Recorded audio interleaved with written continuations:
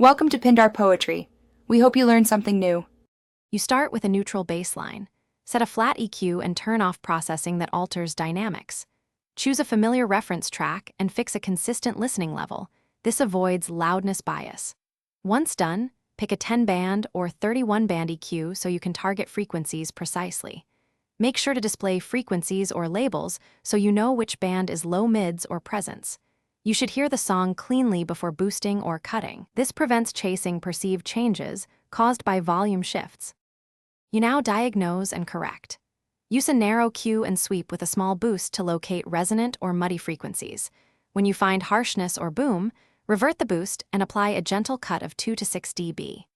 Once done, make broad, small boosts only where the mix lacks character. 1 to 3 dB for air in the 10K to 16K range or warmth around 100 to 250 Hc. Make sure to toggle bypass, often so you can hear the actual impact. You finish by refining and validating your changes. A/B test frequently. Toggle the EQ and listen across several tracks at the same volume to confirm improvements. Apply a high-pass filter around 20 to 60 Hc to remove rumble and use a low shelf to tame subs. If you notice phase smear, metallic ringing, or increased muddiness, reduce Q values, lessen cuts, or switch to a linear phase EQ if available. Finally, make subtle global adjustments and trust small steps rather than large, sweeping. Thanks for watching. Consider subscribing if we helped you.